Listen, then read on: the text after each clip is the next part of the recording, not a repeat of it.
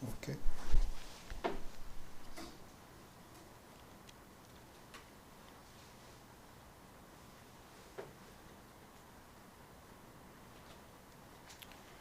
Om Shruti Smriti Purananam Alayam Karunalayam Namami Bhagavat Padam Shankaram Loka Shankaram Shankaram Shankaracharyam Keshavam Badarayanam Sutra Bhashya Kritau Vande Bhagavantau Punah Punaha Ishvaro Gururatmeti Murtibhed Vibhagine Vyomavatyaptadehaya Dakshinamurtaye Namaha Gukarastvandhakaro Vai Rukarastvanivartakaha Andhakarnirodhitvat Gururitya Vidhiyate Sadashivasamarambham Shankaracharya Madhyamam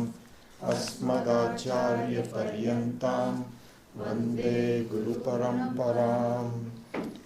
Om Sahana Vavatu Sahanau Bhunaktu Sahaviryam Karavavahai Tejasvinavadhitamastu ma Vidvishavahai. Om Shanti Shanti Shanti. Turn this on. I'll use the TV today.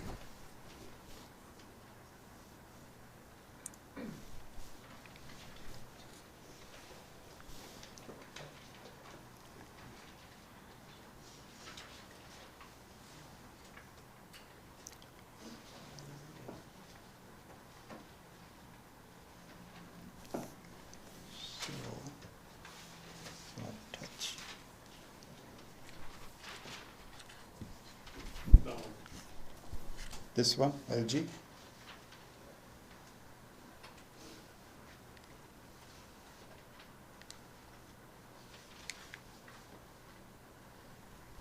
Okay, good.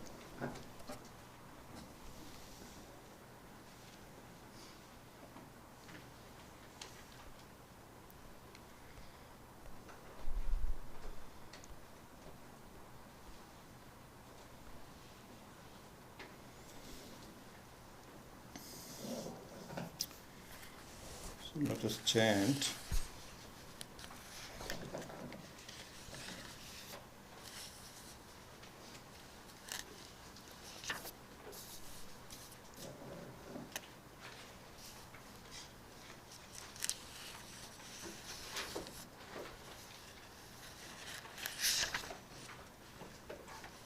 Let us chant verses number 8, 9,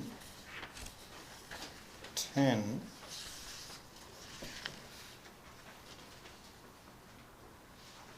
and 11. 8, 9, 10, and 11.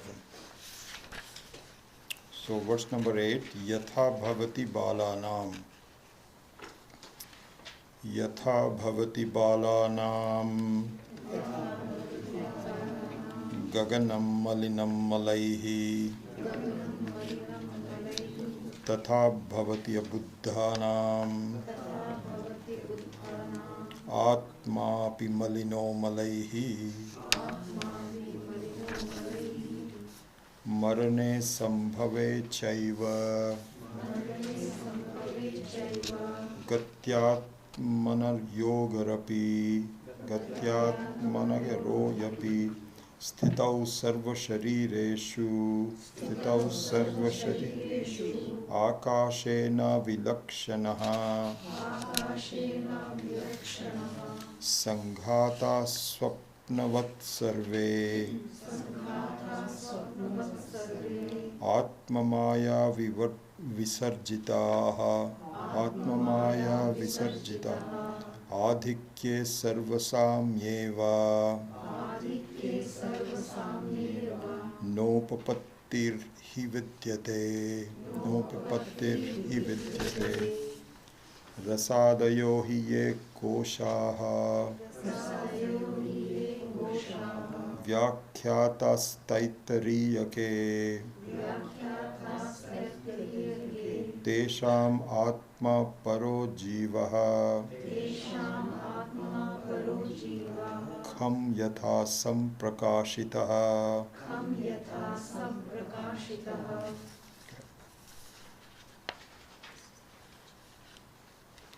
So in this series of verses, starting with verse number 3 of the Advaita Prakarana, the key concept that is being communicated is the understanding of the nature of creation. And so as Vedantins, we should understand exactly what the Shastra says with respect to creation and with respect to the role of the creation in our lives. So this is the main concept behind the series of verses, starting with verse number 3. So one doubt that people ask about is, because fundamentally we say that there is no real creation. No real creation, in fact, is just just an intermediate stage where you look at creation, but finally there isn't anything. In reality, there is no creation. This is the answer. But here the doubt is that if that is the case, then why is it that the Shruti talks so much about creation?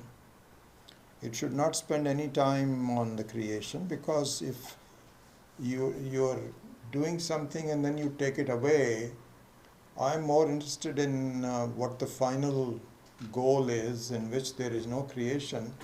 So why spend that much time talking about the creation? And the Shruti does spend a lot of time talking about creation. So this is a topic that has been raised at many times, and we need to understand the doubt. So here what is said is, this is very fundamental to the teaching of Vedanta that I think we should all grasp, which is that the nature of knowledge is the yogyata of the student.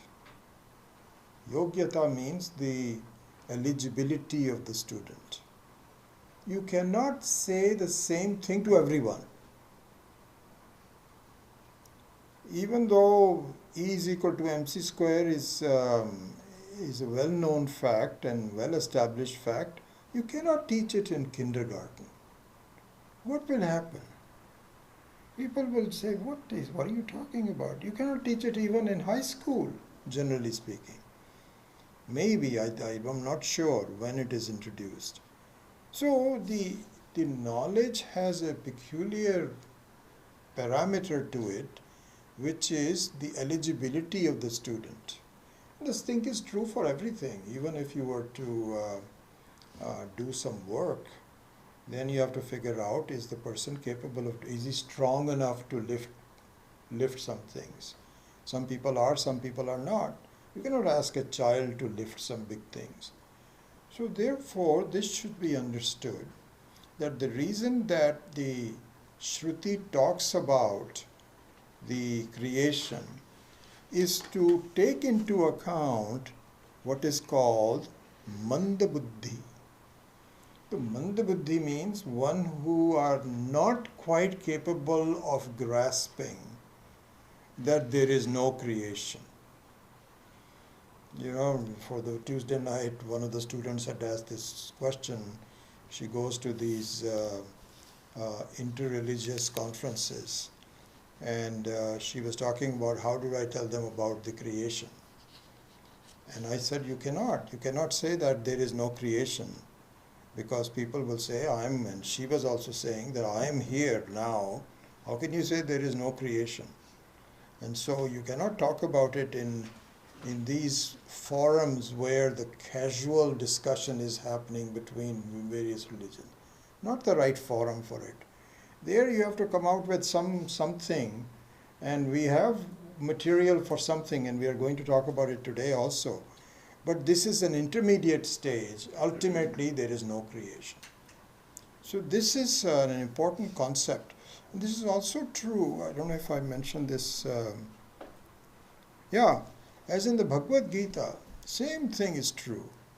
This is very much misunderstood. The whole questioning of Arjuna about why are you asking me to fight when in fact you have said that Jnanam is the superior. So Krishna didn't want to insult him right away. He is insulting him in a very subtle manner. He has to be careful. But he's saying, Arjuna, look, you have to get yourself eligible for jnana. And I don't believe you are. This is what he was saying. So therefore, I am giving you karma yoga for the time being, for you to slowly understand. This is what our life is all about, is that if we can step back and just look at this for a minute.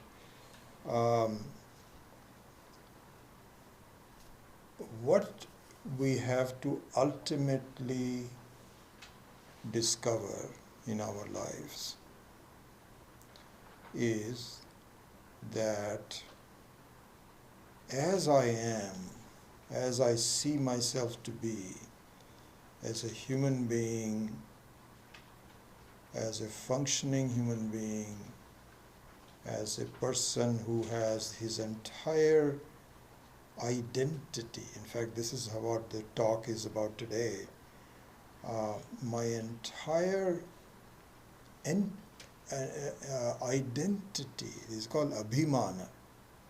My abhimana, my identity, is that of I am a human being. This is a very sure, very well-considered conclusion from all of us. This is what my whole life is all about. And it has all the other implications along with it. If I'm a human being, then there is a whole paraphernalia that comes along with it. When was I born? Who am I? Where am I going? Who are my family members? Who are my friends? How do I act? What do I gain in my life? All of those kinds of things are associated with the one single conclusion that I am a human being. This is the situation. And it turns out that this is not true. And even listening to it, you feel, what? How can you say this is not true? The truth is, you are not a human being. You are,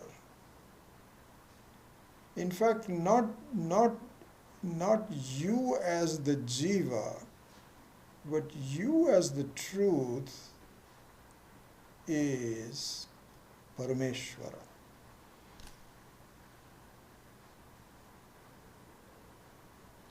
So this is like the E is equal to mc squared. You are the Parameshvara. What that means is, so this is an important thing to see. It's not as though the jiva is Parameshvara. Because this is where, when you talk about the Jiveshvara Aikyam, the identity between Jiva and Ishvara, it looks very strange on the surface of it. What are you talking about? Are you mad? Am I mad? Are you taking me to be a fool? How can a Jiva be Ishvara? It's like saying the darkness is light. They're opposite to each other. You cannot have light and darkness coexist. So Jiva and Ishvara cannot coexist. It doesn't make any sense. Shastra says that is what it is. So in the Jiva understanding that I am nothing but Parameshwara, what it means is that the concept of Jiva disappears. The Jiva is no longer, it's not as though retaining your Jivatvam you will grasp Ishvaratvam. No. What will happen is that the Jivatvam itself will disappear, very, very much like the dreamer itself disappears into the waker. So, going back to the whole concept of Mandabuddhi, the Mandabuddhi means not really able to grasp this fact. So for the Mandabuddhi means that our Tivra Buddhi, the very sharp understanding we have to do is that really my nature is Parameshwara, which means that I am Sat Swarupaha, I am Chit Swarupaha, and I am Ananda Swarupaha. That I was never born, will never die. I am not infected with ignorance. I know, and there is no question of my looking for happiness. I am the very nature of happiness. This is what I have to discover. If you already know this, then you can go now.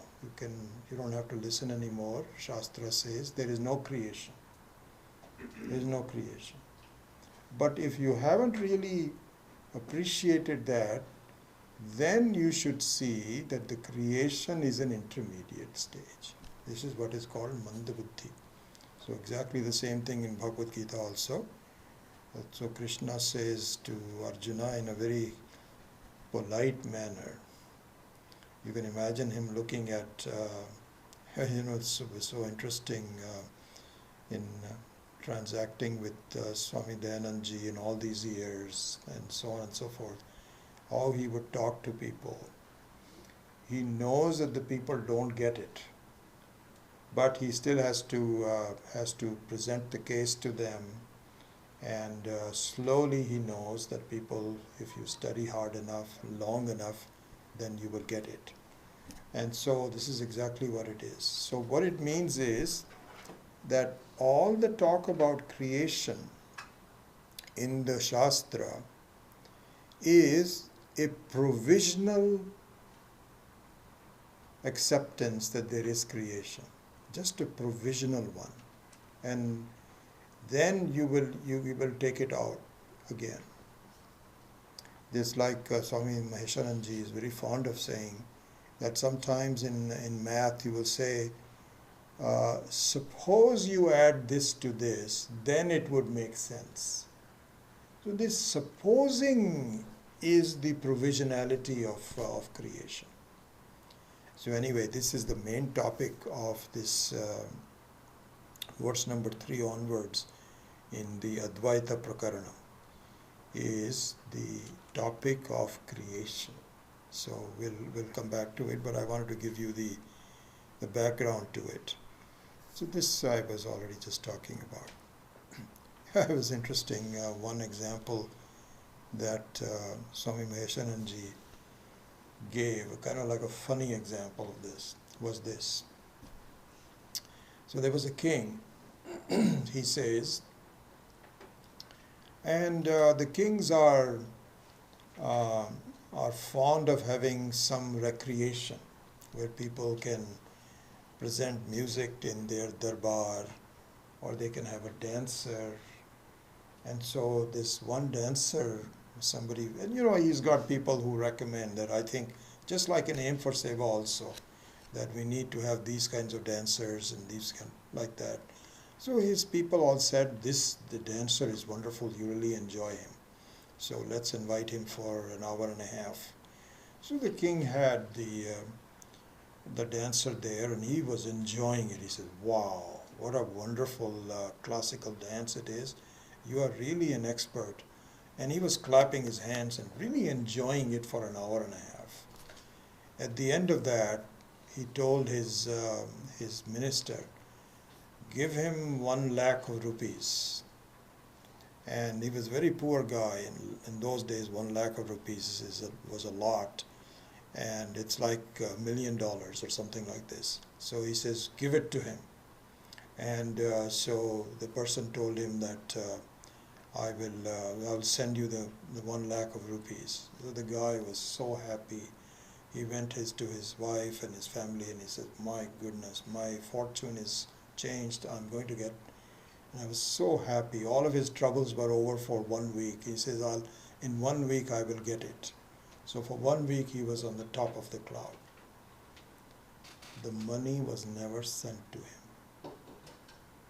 So then the guy got worried and said, "You promised me 1 lakh of rupees and I've not seen it." So the Raja told him, came back to the king and said, "Sir, your minister is not giving it to me. You promised right in front of me," and so on and so forth. He said, "This is just a provisional happiness. You gave me happiness for 1.5 hours. I gave you happiness for 1 week. For 1 week, weren't you very happy?" He says, "I know I was very happy. This is why I'm so disappointed." He says, "My joy is also gone. 1.5 hours are gone, and your 1 week is also gone. So this is an even trade." So Swami Maheshananji says, this is what our life is all about. We pretend to be happy for a while. We are okay with it. But really speaking, it is just a provisional happiness. There is no. This is how Maya is. So here in verse number 3, in talking about creation, the basic fact is that you, the Sakshi, you, the Parameshwara, you, the Paramatma, is like Akasha. Is exactly like Asha, Mahakasha, Maha-Akasha. That is your nature. And provisionally you have taken to be a Ghatakasha. So as a human being, when you say Ahankara, please understand it's the same thing as saying, I am a human being. I have an identity. I have an abhimana as a human being. So that is exactly like Ghatakasha, like a room space. It turns out that you have not done the analysis. So in the case of, let's just say, a room space, and you take, supposing the room space has some consciousness, and you are asked to give a description. Each one of the people is asked to give a description. Who are you? You'll say, I'm this classroom. I'm this classroom, and I'm very happy that there is a window and then the sun can come in, and there's a carpet, and it looks new. It's very nice. This is what I am. I'm very happy. So then this room space is asked, tell me, what are your constituents and what are you worried about? How much will you last? What are your intrinsic parts and what are your incidental parts? And the person, first of all, doesn't understand the question. He says, I don't know what you're talking about. But once the question is explained, Then he says, okay, all right, based on your explanation of what intrinsic and what incidental means and so on, my feeling is that my walls are very vulnerable. A small earthquake will take care of it. And he's being taught this. Supposing he himself doesn't discover it, but he's taught this. Don't you see there is something about you that does not change? Something about changes. And really speaking, your swarupa, your nature, is one that remains after all the changes, isn't it? The person says, yeah, that's true. So that nature, which is not vulnerable to any attacks from anything, is your entity as a space. And that once understood, then the identity changes from a room space to a space. And here the example, of course, the problem is that we look upon space as a jada vastu, which is an inert vastu, inert thing. But if we were to see the mahima of Paramatma, which is, I am Satsvarupaha. Satsvarupaha means that I am the nature of beingness. I am not subject to any changes, because all other relative isness is subject to changes, subject to conditions. The table is only as long as the wood lasts. The isness of the table is very vulnerable, because that is the nature of table is not isness. It borrows isness. This should be seen. All the things in the world, they borrow isness. And do you know where they borrow isness from? From you. All they provide is just the Namarupa. Just like all ornaments provide the Namarupa, but the basis of all the ornaments is the Vastu, which is the gold. So similarly, here also, as we have seen, all the other things borrow isness, but you are the nature of isness. Paramatma is the very nature of isness. You know, this is what we have to. This is where we have to evolve. This is what we have to understand. We don't understand it. We say, where is Ishvara? Where is God? Where is God? So in the question, where is God, is a very interesting assumption. I know for sure that God is not here.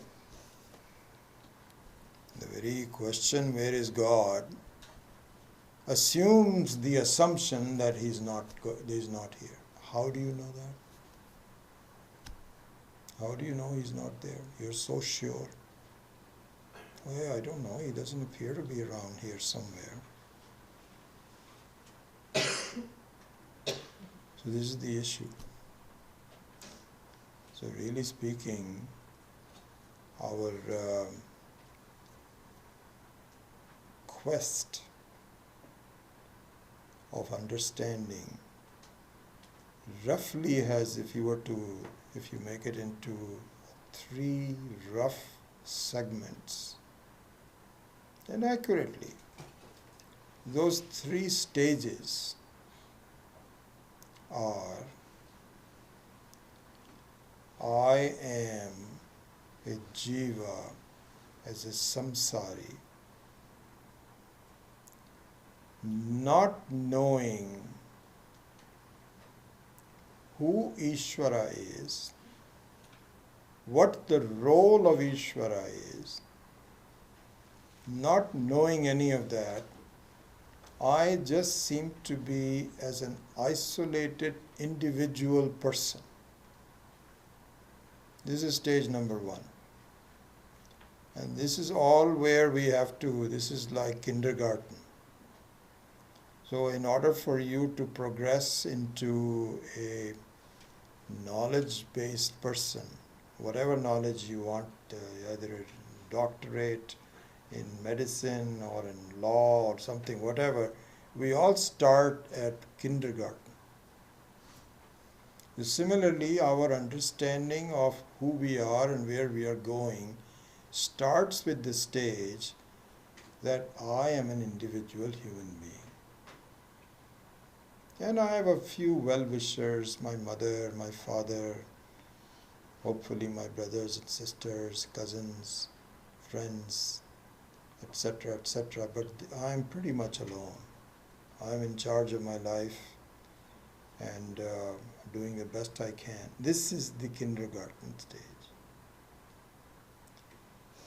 Then the high school stage is, there is a Parameshwara. And a Parameshwara who is your creator. A Parameshwara, Ishvara, who is not only your creator, he is your sustainer. And he is the one who will determine where you go next, who is always with you. And in fact, all experiences go through his approval. Nothing happens to you without the approval of Parameshwara. You don't have to blame any individual. You can blame Parameshwara, and Parameshwara you cannot blame because everything is done perfectly. And you are supported by Ishvara. And it doesn't take that much to go to high school. All you have to see is who is making my heart beat. Not your mother or your father. Who is keeping your blood flowing? Who is keeping you alive? Who is giving hunger and then the food? Parameshwara. And so the results of Ishvara as your supporter, this is what we call Saguna Brahman. Saguna Brahman is the high school stage. And the more you relax in the truth of this, the better off you will be. At least your terrible anxiety in your life, that I'm alone, no one cares about me, I don't know what's going to happen to me, reduces the anxiety. You may not exactly see the presence of Ishvara, but you can feel it. And you should understand it. And this is also the truth. Not only from your own logic, you should now see by these simple things that there is someone who is in charge of keeping my body functioning, my mind functioning. Who else can it be? This is not a joke to have life come out from the embryo. It's just an amazement how a big human being is born out like a small baby. All those kinds of things are logic, and it is provided with authority that yes, that is Ishvara. This is going to high school. So this is called the Saguna Upasana, Saguna Brahma Vichara. Then this is not the final stage. not the final stage. The final stage is that Ishvara is your own Swarupa.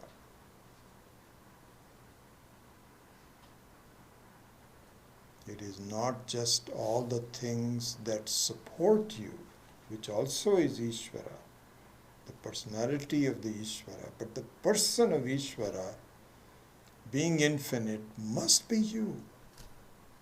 Because you cannot exclude you from, that means that your understanding of Ishvara is incomplete. So if you say, maybe Ishvara, but that's not me. So they say the humility is also a false humility. That I am just a small person. I don't equate me with Ishvara. We are not equating you with Ishvara. We are saying you as a small person is not there. Everything is nothing but Brahman alone. And so that is the college stuff. This is the graduation, postgraduate, where you understand that my very nature itself is something which is not vulnerable to anything. Nothing. Space cannot be, you cannot burn space, you cannot cut space. It is in fact the closest thing to the Atma there is. This is how pure it is. You cannot pollute it. And so through the example of going back to the example of the Ghatakasha, in saying, don't you see that the intrinsic nature of you, my friend Ghatakasha, room space, the intrinsic nature is space, which is Satswarupa, Chitswarupa and Anandaswarupa. These are exactly the qualities of Parameshwara. And you have the same qualities. So you are not created. You cannot be created. And what can be created is the room space. And the room space is not really created. It appears to be created.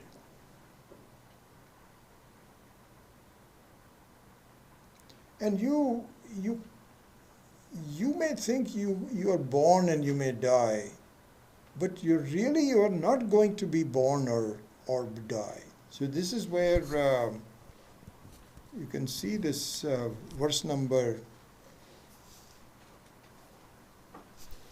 Look at the exact verse number where he talks this out. So in number 9, I think. Yeah.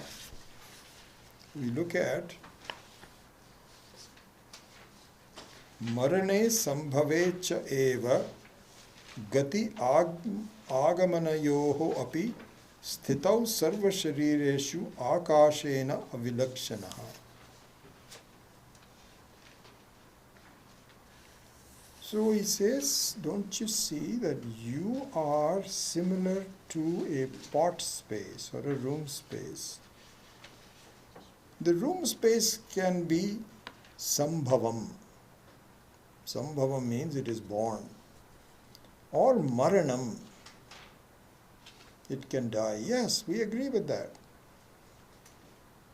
You're not imagining. But see that is not your reality. That is what you are surrounding yourself with. Marane sambhave chaiva gati agamanayoho api sthitau sarva sharireshu akashena avilakshanaha. You are non-different from Mahakasha, Akasha. So this is the kind of creation and non-creation that we talk about. This is an interesting example because one can argue that in the case of gold and ornaments. Gold and ornaments is also cited as an example of Satyam and Mithya. You know this by now, that the gold is Satyam and the ornamentation is Mithya. But one can argue that in order for the ornament to take shape, you disturb the gold, because you have to melt it, I guess, and then you have to shape it. So there is a certain disturbance to the gold, and we accept it that even though there is no eventual change in the gold, but there is a sort of a process where the mithya does disturb the gold. But in the case of Akasha, that is not true. Even that is not true. Because, I think we saw that earlier, in number 7. Na akashasya ghatakashaha vikara avayavau yatha. So there is no change to Akasha, and you cannot cut it. You cannot cut the space. You cannot change it like you can you can cut portions of a gold and give half to one person, the other half to someone else. In Akasha, you cannot. It's a very interesting situation. All transactions in space are possible, as we have talked about it before. People fight over space, and there is dukkha about space, and there is sukha about space. I've got a 3-bedroom house. I'm very happy.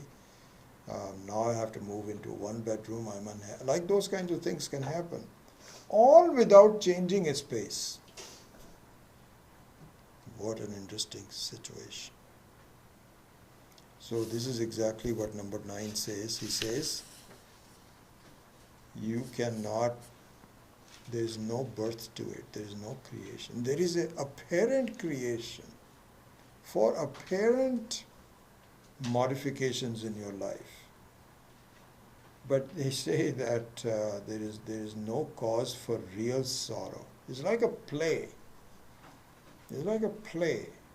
You just go through the motions of it, but there is no seriousness to it, because the seriousness means there is no change whatsoever. So this we have talked about. And so here Swami Maheshananji says that really speaking, I think one very good direction of doing vichara, of thinking. See, here's the situation. That for understanding Vedanta, the key thinking we have to do is vichara, thinking, analysis. We have to do that. Without that, really, we don't make any progress. So this is the blessing of the Atma. So you have a blessing of the Guru, you have a blessing of the Shastra, you have of the teaching, all that. All of that should empower you, really speaking. If you're not thinking, you haven't achieved yet, because you have a very firmly based false conclusion. Dridha nishchaya, what is called in Sanskrit, is called Dridha nishchaya. And very firmly, you have to shake it. This is what Upanishad does. So the word Upanishad, as you know, so it says Upa plus Ni plus Sat. So Sat means, one of them is Visharanam. Visharanam means that you have to shake the foundation of your false thinking. And you cannot uproot it until you learn to shake it a little bit. And so here, The main thing we should be very clear about is we have to really question my sense of identity. Here Swami Maheswaranji gives a beautiful example. He says, supposing you have, and these are all common everyday examples, that supposing there's a person who has a house and owns the house, doesn't rent it, he owns it. And so what that means is that he's responsible for those of you that are homeowners like me. What a headache it is. Every day something, these days there is, in the morning when I get up, there is something in my attic is making katak sound like this. This is amazing. Oh, I'm thinking, is this a rat or is it a, I don't know what it is. I have to think about it. I don't have the time to look into it. And then my front is, the rains have really washed away. I have to go to completely retile. If you don't do that, then all the animals come over and eat the flowers. It's a continuous problem. So Swamiji says, supposing you have a person like this who says, I am taking sannyasa and I'm going to give this house to Arsha Vidya Center. Let them take over. Okay? Now, imagine what will happen. Supposing you overhear these people who have taken over the house for Arsha Vidya Center saying, we need to change the front yard because, it's not looking good. Will this guy care about it? It is still there, but his identification is not there anymore. This is what happens to sannyasis. They have some of the people that were householders who have taken sannyasa. They were not originally ones. And you talk to them, and first of all, you shouldn't even talk to them. You cannot ask. I know so many sannyasis like this. You cannot say, how many children did you have? What are they doing now? He may remember how many children he has, but he certainly doesn't know what they're doing now.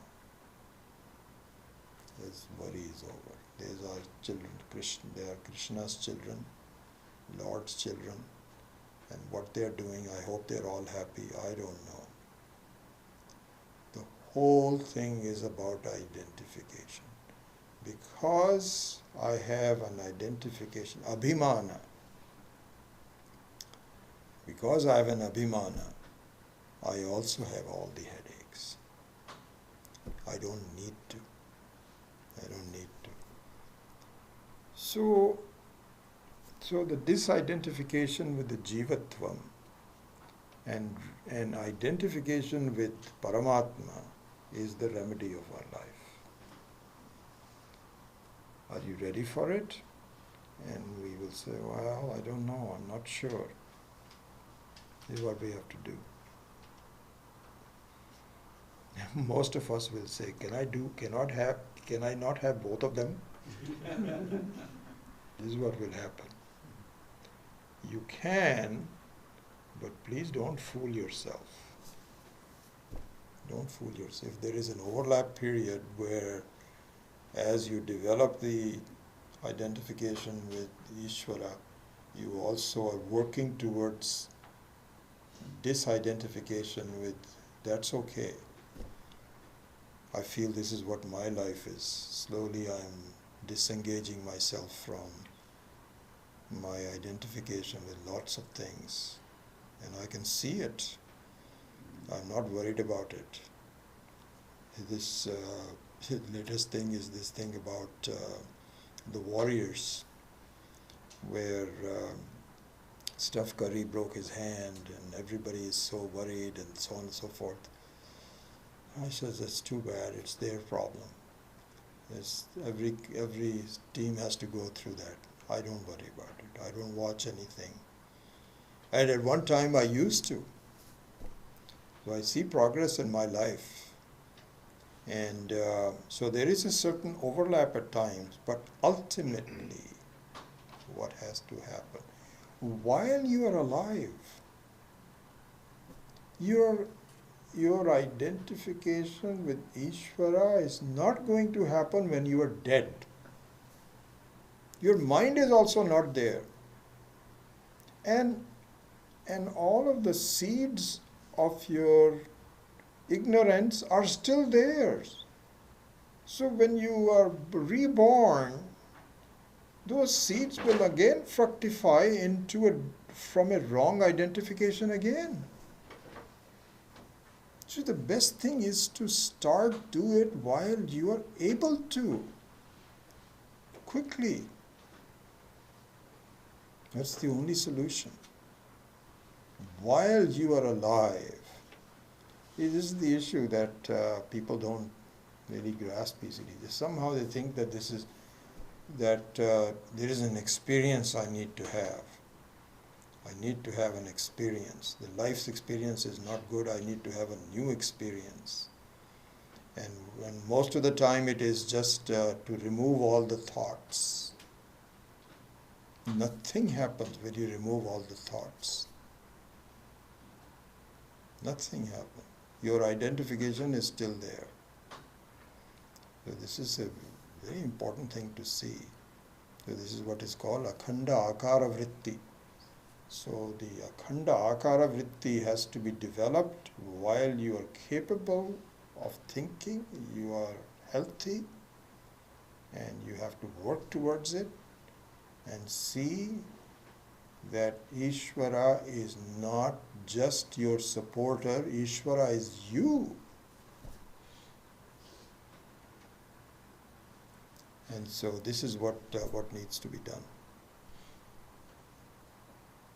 So in verse number 9, which we just did, marane sambhavavat, etc. What it means is that even if there are things happening, which is, by the way, the equality of Atma to space is a very important one. You should learn a lot from it. Don't just think of it, oh, that's just an example. What else is there now? I know about that example. Don't talk about it. There is lots to learn about Akasha. And what it says in number 9 is that even if there are things happening in your life, do you know you are not affected at all? Not at all is affected. You as the consciousness, as the Sakshi, is not affected by that. By the continuous changes in your life. All the problems, they're not affecting you. Did you know this? No, I don't know it. Well, then know it.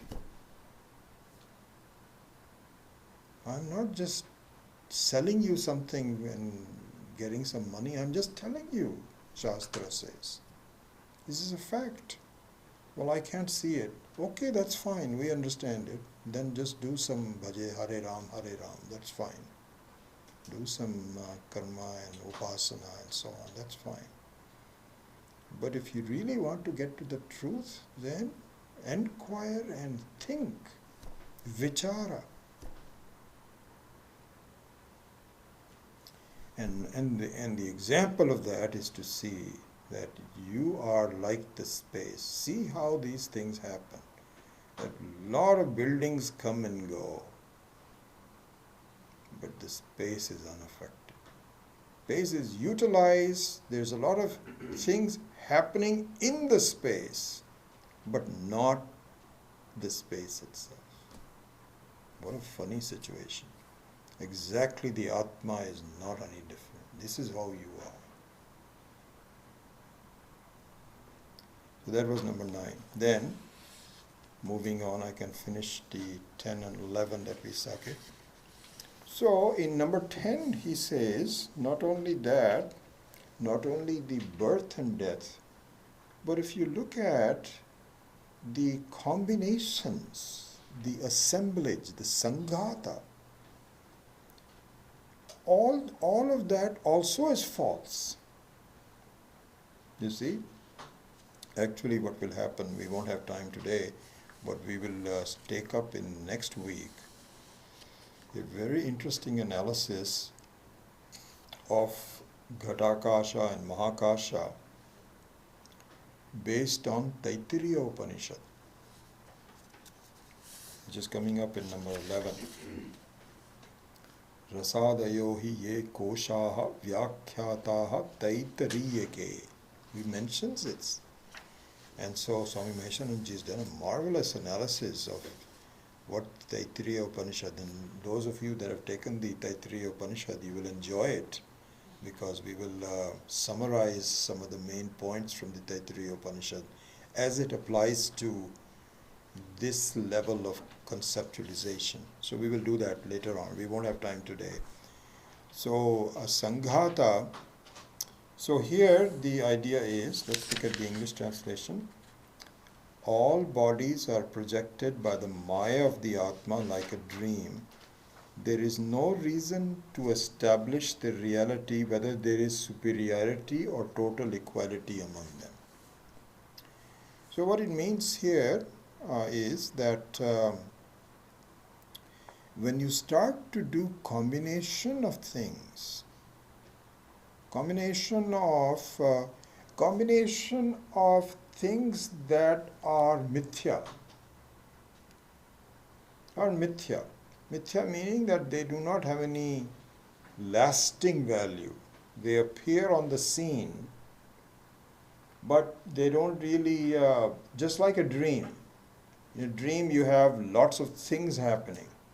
It's amazing, really. The dream is where you have heat, light, sounds, action. Somebody, there is a policeman chasing a thief. That's what he's talking about. Adhikye sarva samyeva. Adhikya means one who's superior. So a policeman is a superior person because he's empowered by the law to catch the thieves. And the thief who is running away, who's a criminal, and he's afraid. And both of them are you.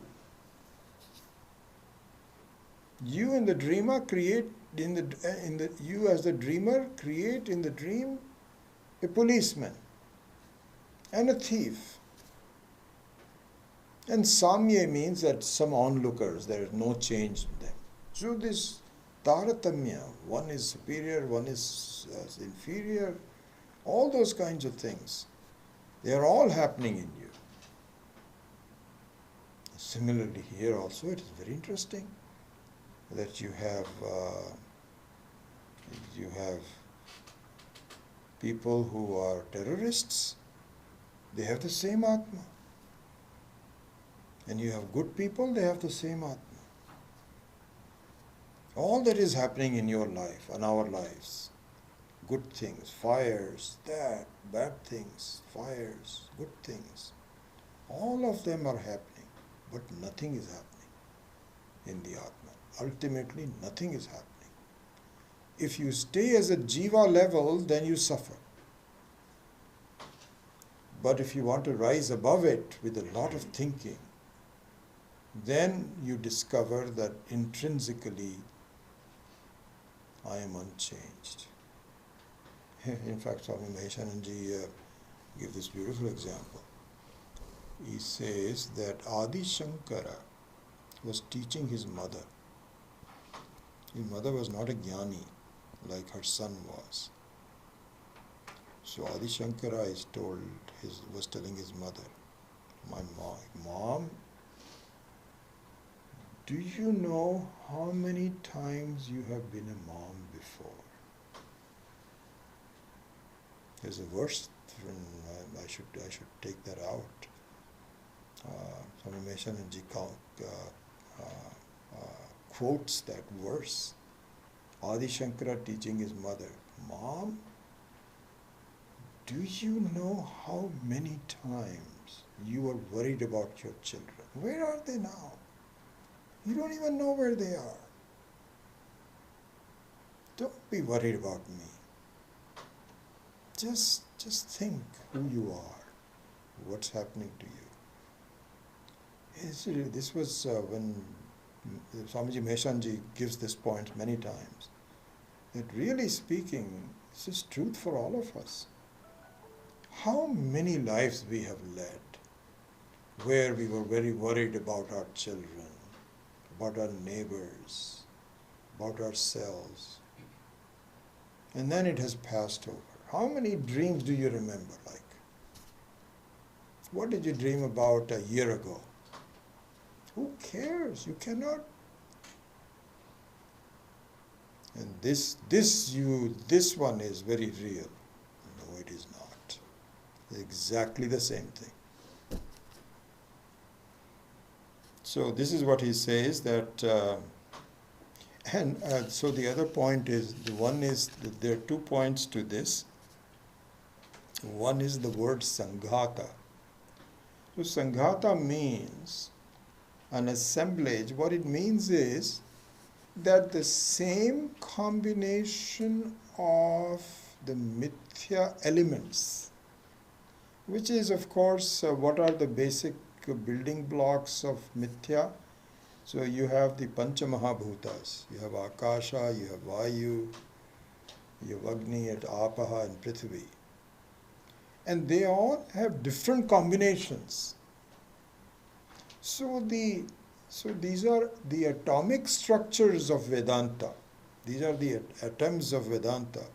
But the molecules of Vedanta, molecules of life really, not Vedanta, but molecules of life, are that the same combinations make somebody a criminal.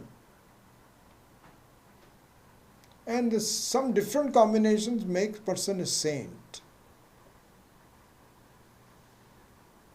And so these are various combinations that occur, which have no reality whatsoever. They're all based on the Atma. So this analysis we will see when we do next week about the Taittiriya Upanishad, about the Panchakoshas, Panchakoshas, etc. We will see this. But he is just putting the thought in. So this is the one thing which is the contribution of this verse, Sanghata. The other contribution is Atma Maya, which is a constant thing we must really understand. Atma Maya. And here this is very interesting. And I've mentioned this before also, but I'm repeating it to make it a point. And this was, I have also come up to that stage where I can now grasp that. I didn't at first. Why? This is the word Maya. And the word used is Atma Maya. Okay, so here's the point, and that's my final thing. I think that is done. So what that means is, do not look at Maya Shakti as something which has been imposed on you from outside that you have to fight. It is not something external to you. Just like, we have a view of the life around us. This is all external. And be careful. These are not your friends, which is true. The world is, you have to make sure that you go into dark spots somewhere at night time and all of that. So they are inimical to you. So the Maya is also looked at that way. But really the fact of the matter is, Maya Shakti is your Shakti. Is your Shakti. Because like everything else, Ishvara's creation is really become my creation. This is a very important thing to see. Why? Because I have to see that I am deluding myself. I have to take ownership. I have to take responsibility. And so one of the powers that I have is to confuse myself. This is the Maya Shakti.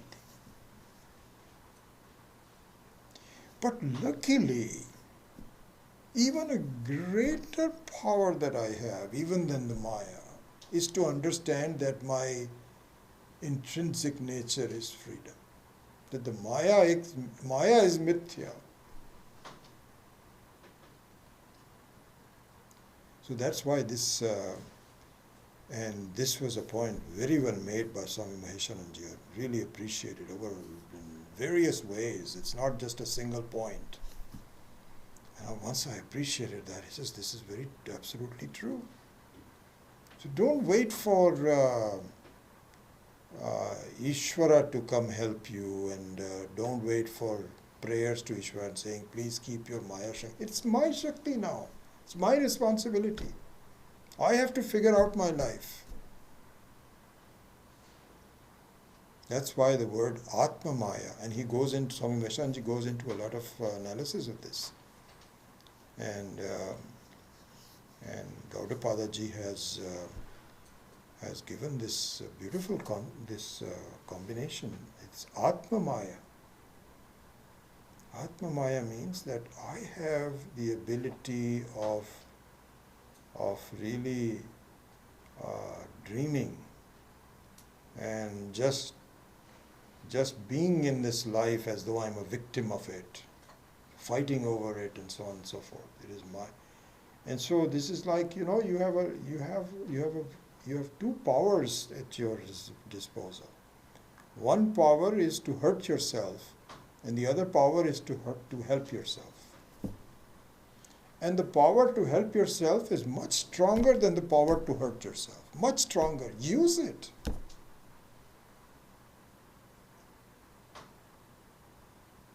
So Atma Vidya is more important than Atma Maya. But at least recognize that you are using Atma Maya. And all the things where you continue to be a small person and you fight the world and so on and so forth, means that you are not ready to challenge Atma Maya. Anyway, so these are the two main points of verse number 10 that Swami Maheshananji pointed out. So one is Sanghata and the other one is called Atma Maya. And then in verse number 11, a kind of like a separate topic, not a completely separate topic, but a separate subtopic along with this Akasha and Ghatakasha, along with the understanding of the Taittiriya Upanishad will start. Very enjoyable. I think we'll have fun doing that. So with that, I'll close the class today. Om Swasti Prajabhyav Paripalayantam Nyayena Margena Mahim Mahisha Go Brahmanebhya Shubhamastu Nityam Loka Samastha Sukhino Bhavantu Kale Varshatu Parjanya Prithvi Sasya Shalini Desho Yam Shobharahitaha Brahmana Santu Nirbhaya Sarve Bhavantu Sukhinaha Sarve Santu Niramaya Sarve Bhadrani Pashyantu Ma Kaschit Dukha Bhag Bhavet Asato Ma Satgamaya Tamaso Ma Jyotirgamaya Mrityor Ma Amritam Gamaya Om Purnamadav Purnamidam Purna Purnamudachyate Purnasya Purnamadaya Purnameva Vashishyate Om Shanti Shanti Shanti Hari Om Shri Gurubhyo Namah Hari Om.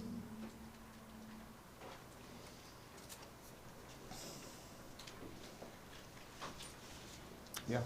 When we say the Abhimana is same as the Ghatakasha, this would mean that I also take the Ghata as part of it too. Because I identify myself as a conscious being and as my body mind. Yeah, so yeah, Ghata literally would mean the Sharira, the Sthula Sharira. So that's part of it. And then the contents within the ghata, which could be smoke, it could be light, it could be dirt, is the software, as the Sukshma Sharira. So that whole combination that I'm surrounded by the physical body and I'm containing within it lots of these things are all part of the same Abhimana, yes. Yeah. Yeah.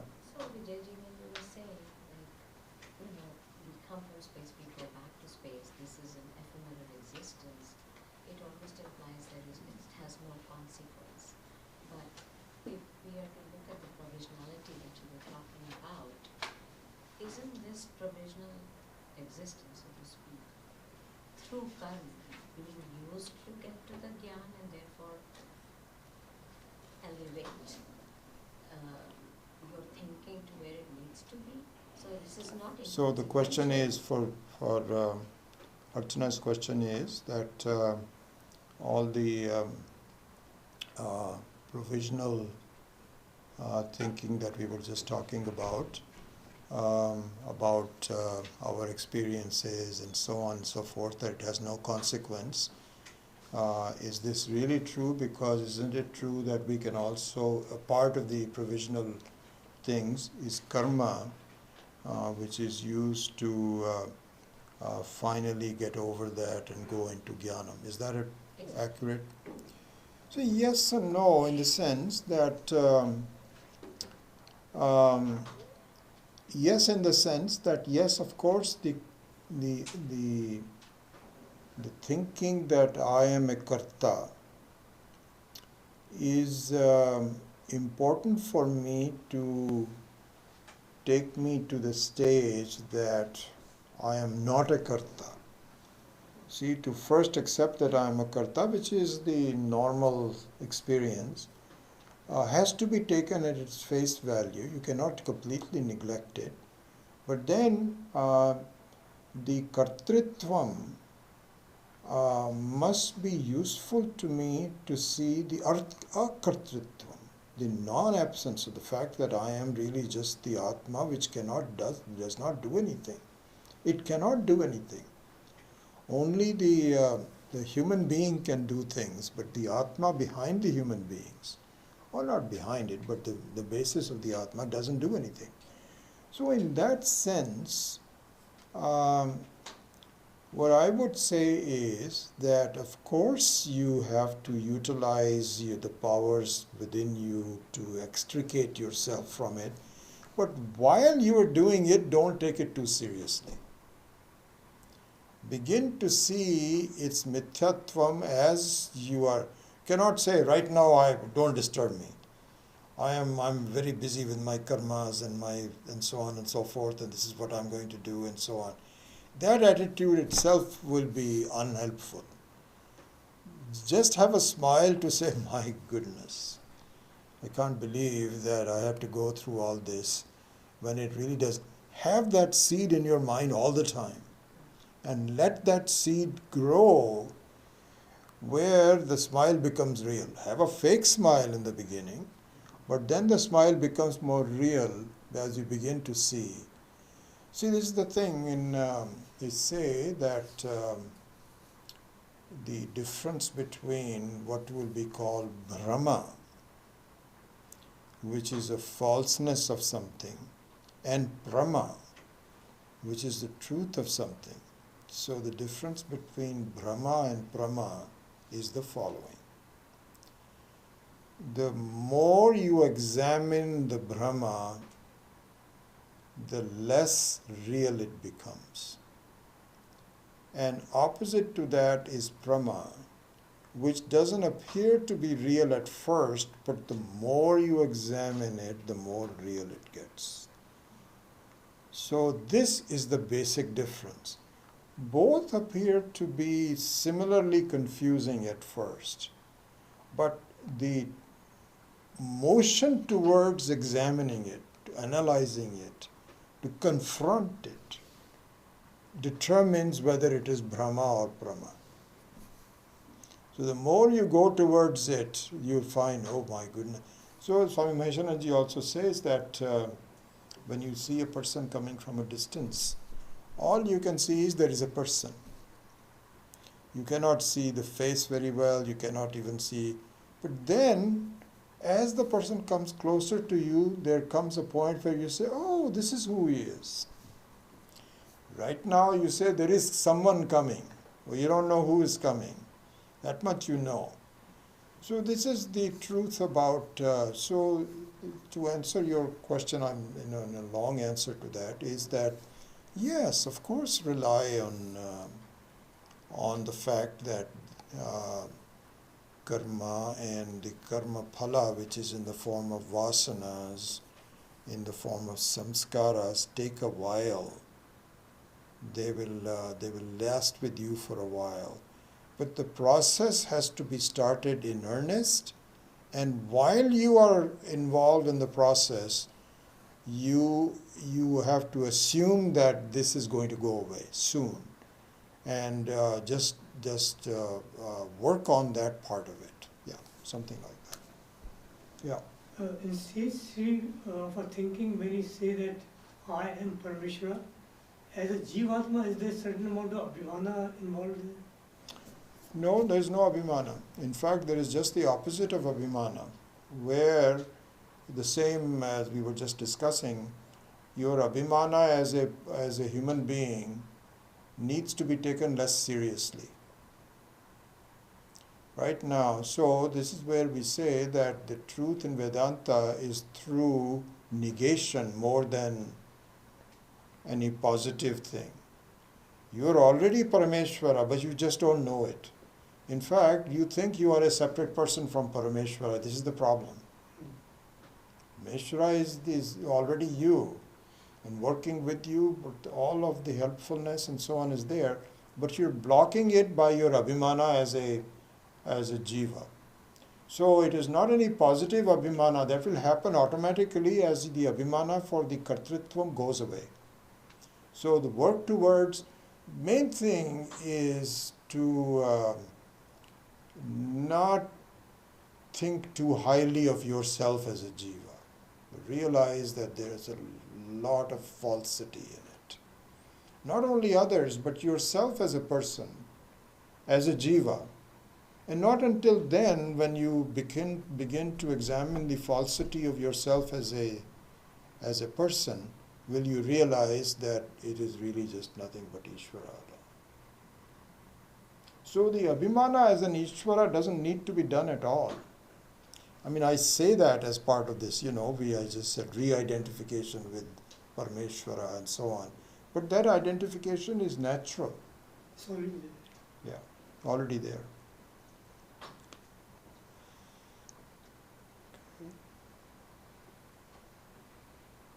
All right, so we'll see you next week.